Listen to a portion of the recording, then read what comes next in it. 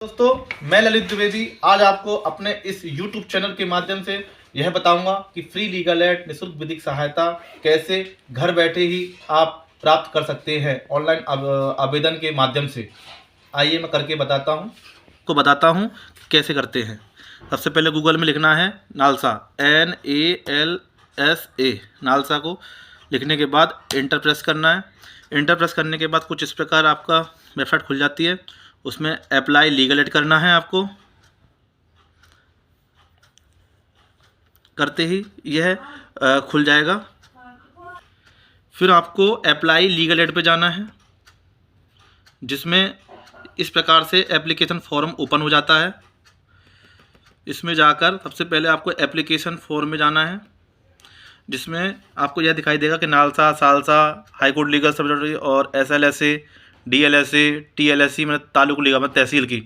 आप किसी भी स्टेट से राष्ट्रीय लेवल और स्टेट लेवल, डिस्ट्रिक्ट लेवल, किसी भी प्रकार की विधिक सहायता यहाँ से अप्लाई कर सकते हैं।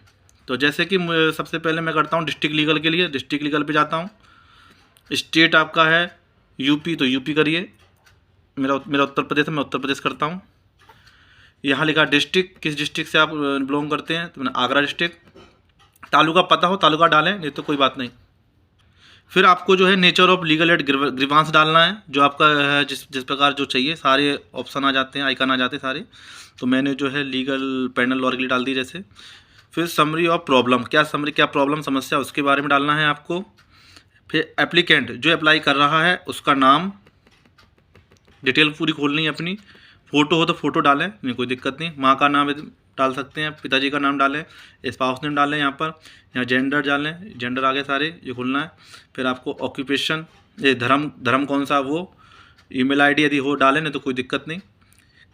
कास्ट डालें, जो भी कास्ट है वो डालें। ये सर्टिफिकेट नंबर है, कास्ट सर्टिफिकेट, इसे जाति प्रमाण पत्र कहते हैं। एनुअल इनकम जिसे हम बोलते हैं आय प्रमाण पत्र। तो ये जरूर डालें। जो व्यक्ति से अप्लाई कर रहा है लीगल एड के लिए, दोनों चीज़ जरूर डालें, जिससे कि उसको विधिक सहायता प्राप्त करने में। इसमें जो है फिर आपको जो है डेट ऑफ बर्थ डालनी है। ईमेल आईडी यदि हो तो डालें, नहीं तो कोई बात नहीं। फिर इसमें करंट एड्रेस और परमानेंट एड्रेस, जैसे कोई व्यक्ति किसी अदर ज़िले में, अदर स्टेट में यदि रहता है किराए से, तो वो भी वहाँ रहता है, वो उसका करंट एड्रेस हो जाता है। परमानेंट एड्रेस वह होता है वहाँ का निवासी हो, जहाँ से वो मूल निवासी जहाँ रहता है व्यक्ति, वहाँ का एड्रेस आता है।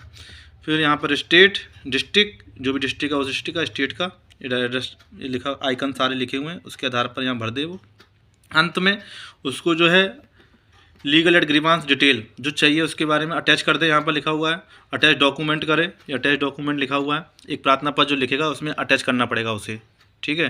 केस डिटेल, यदि उसका केस चल रहा है तो अपने केस की डिटेल इसमें उसमें अटैच कर दें। सब कुछ करने के बाद फिर उसको जो है लास्ट में आके सबमिट करना होता है।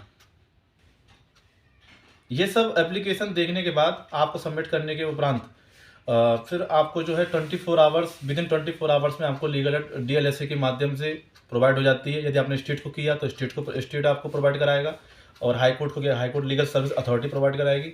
अगर नालसा को किया तो NALSA legal service authority provide कराएगी। जहाँ की आपकी प्रॉब्लम है वह आपकी समस्या को निराकरण करने के लिए आपको विदिन 24 आवर्स ज़्यादातर हो जाता है, लेकिन किसी कारणवश कभी कभी देरी भी हो जाती है।